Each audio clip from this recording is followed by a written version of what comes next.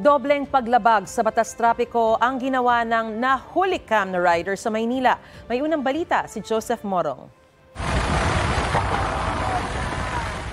Isang motor ang makikitang humaharurot sa isang expressway sa kalaliman ng gabi. Sa unang tingin, aakalain mo wala namang mali, pero masdang mabuti habang paliko ang motorsiklo. Bigla itong may makakasalubong na dalawang truck at mabuti at hindi nagkasalpukan ang truck at motor na nagtuloy-tuloy pababa ng expressway. Tinunto namin kung saan kinuna ng video. Kinumpirma ng North Luzon Expressway Corporation o NLEX na nangyari ito sa R10 ramp sa port area sa Maynila papunta sa NLEX Harbor Link. Mga naglalakihan truck ang dumadaan dito. Ayon sa NLEX, hindi na nila natuntun kung sino ang motorcycle rider pero maaaring nalito daw ito sa pagpasok. Parang nagkamali siya, sir.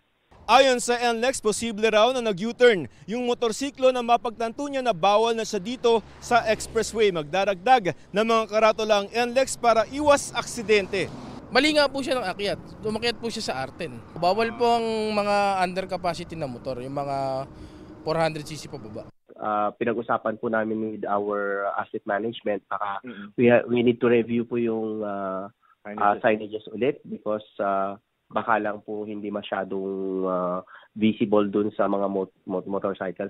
Hindi na mahahabol ang motorsiklong nasa video dahil wala pa ulit ang no contact apprehension policy.